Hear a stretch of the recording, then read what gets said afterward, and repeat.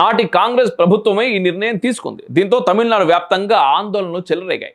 అవి కాస్త హింసాత్మకంగా మారినాయి. దీంతో కేంద్రం వెనక్కి తగ్గాల్సి వచ్చింది. విచిత్రం ఏంటిదంటే ప్రస్తుతం కాంగ్రెస్ పార్టీ త్రిభాషా సూత్రాన్ని వ్యతిరేకిస్తుంది.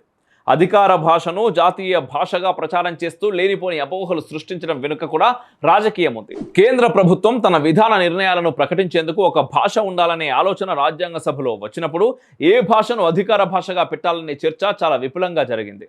భిన్న భాషల నిలయంగా ఉన్న దేశంలో ఏ భాషను అధికార భాషగా నిర్ణయించాలనే విషయంలో ఒక నిర్ణయానికి రావడానికే చాలా సమయం పట్టింది.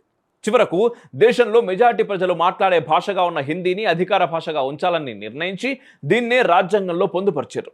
అధికార భాష అని రాజ్యాంగం స్పష్టంగా పేర్కొన్నది. జాతీయ భాష అనే ప్రస్తావన అందులో లేదు. కానీ లేనిదాన్ని ప్రచారం చేసి విద్వేషాన్ని రగల్చే ప్రయత్నం జరుగుతున్నది.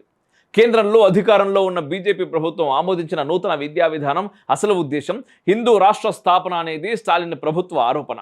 దీంతో సమాఖ్య స్ఫూర్తిని హరిస్తూ రాష్ట్రాల ప్రతిపత్తిని రద్దు చేస్తుందని తమిళనాడు ప్రభుత్వం అసంబద్ధమైన దాడి చేస్తుంది.